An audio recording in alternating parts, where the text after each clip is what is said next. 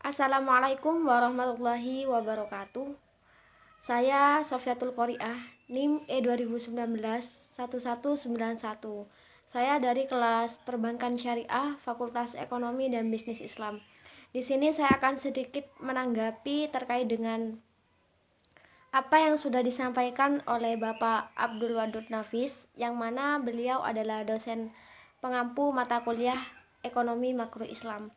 Nah, di sini saya sebelum kita menginjak lebih jauh terkait dengan pengantar ilmu ekonomi, mari kita pahami bersama apa itu ekonomi, apa itu ilmu ekonomi.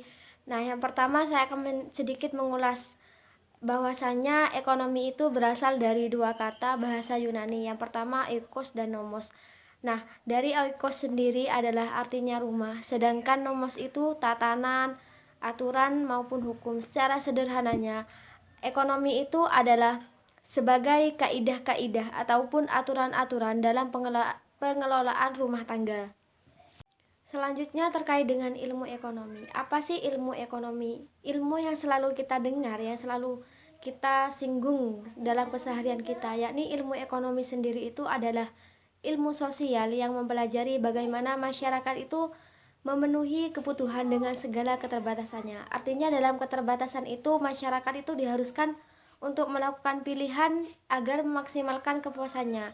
Sedangkan ilmu ekonomi menurut Bapak Ekonomi yakni Adam Smith adalah suatu cabang ilmu yang membahas dan mempelajari tentang tingkah laku manusia dalam usahanya untuk mengalokasikan dan mengelola sumber daya alam yang memiliki batas penggunaan untuk mencapai suatu tujuan tertentu. Terkait dengan ilmu ekonomi sendiri ini ada pembagiannya masing-masing. Yang selanjutnya terkait dengan ilmu ekonomi teori. Pengertian dari ilmu ekonomi teori sendiri adalah ilmu yang mempelajari berdasarkan teori-teori yang sudah ada. Teori ekonomi mempelajari hubungan peristiwa ekonomi yang satu dengan peristiwa ekonomi yang lainnya.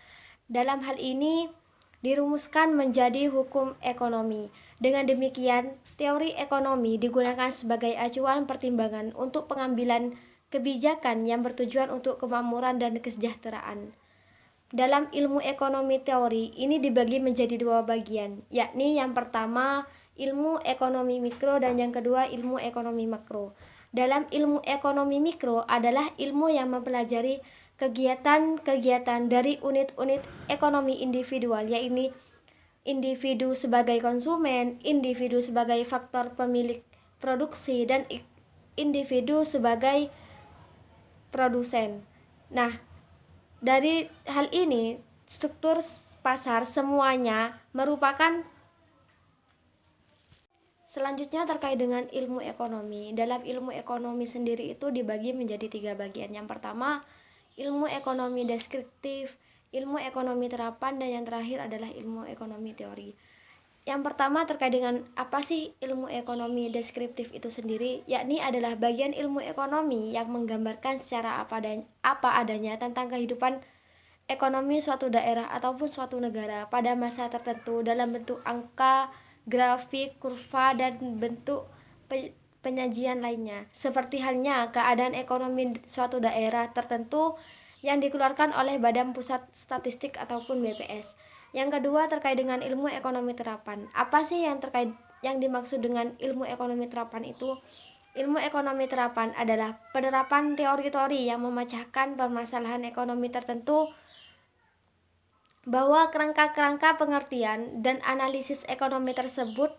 Teori ini digunakan untuk membuat ataupun merumuskan kebijakan-kebijakan, pedoman-pedoman yang tepat untuk mengatasi permasalahan-permasalahan.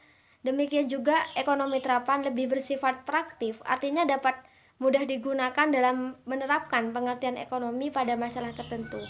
Yang terakhir terkait dengan ilmu ekonomi teori adalah ilmu ekonomi yang mempelajari berdasarkan teori-teori. Selanjutnya saya akan menjelaskan terkait dengan ekonomi makro. Ekonomi makro adalah ilmu yang mempelajari variabel-variabel total seperti pendapatan nasional, konsumsi, tabungan masyarakat, investasi total, dan sebagainya.